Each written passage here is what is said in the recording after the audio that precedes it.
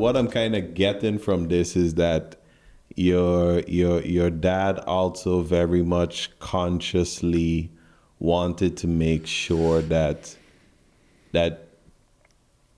whatever you achieve, you truly worked for it yourself to give you that. Yeah. So I started there, and he gave me a beautiful El Camino I had the first pickup truck that was lifted to this height. Oh, wow.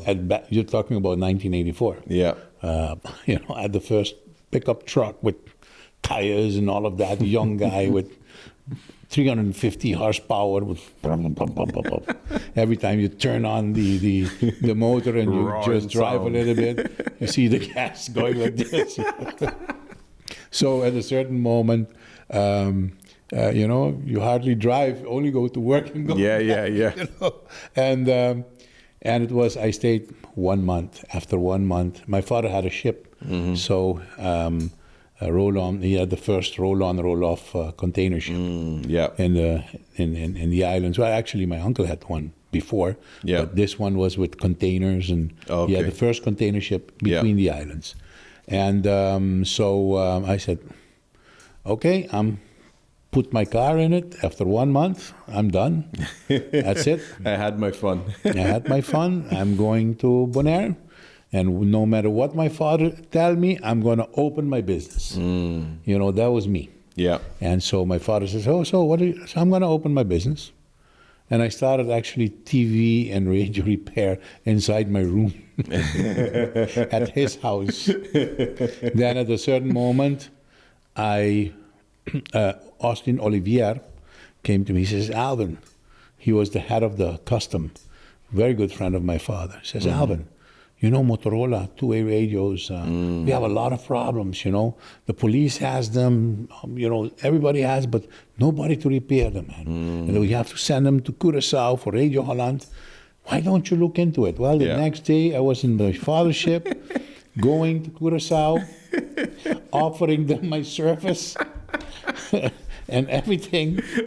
And you saw opportunity, boom. Of course, did it right away. Yeah. Without thinking, without blinking. I didn't know the rules and how the rules are regulated. It was so regulated that I didn't know how regulated it was. Yeah. So I decided I'm going to do that. I went. I remember Gerard Tolenaar was there. He was the director of Radio Holland, Bonaire, Curaçao, Aruba, St. Martin. And so I asked him, who's the director? He says, well, Mr. Gerard. I said, tell him Mr. Obersi is here from Bonaire. So I had a lot of guts, always. Don't accept no, just continue doing.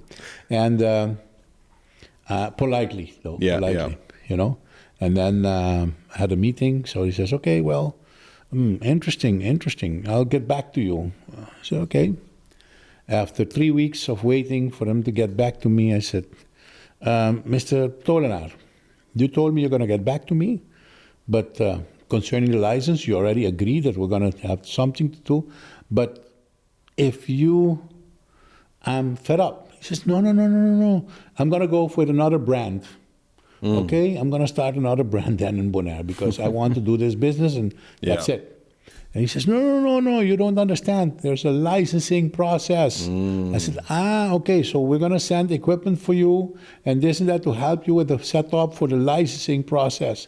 And that was a long period, but I was, so I really started with Motorola first. You were eager to get started. Yes. You basically jumped into it head first and then you learned what the actual business is as you were going. As I was going. There was a lot of rules and regulations. So it's like the analogy where you're on the train, but you're building the train tracks as the train is moving forward. Yes, exactly. Yeah. So that's one of these mindset things. Yes. And then I started... But what gave you that type of confidence to be able to do that or even take those type of risks? Let me put it this way. All of us, all my brothers and sisters, all of us have this mindset that if we believe in something, we do it. And there's nothing, and I see it in my nephews also. Yeah. I see it in my daughter. I see them. Yeah. Exactly the mindset of an entrepreneur. They don't say, they just do it. Yeah. You know, they look at it good, and you know, some of my nephews, they're very, very entrepreneurial. Very, very entrepreneurial. And so we got it. Yeah. You know, it's in the veins. Yeah.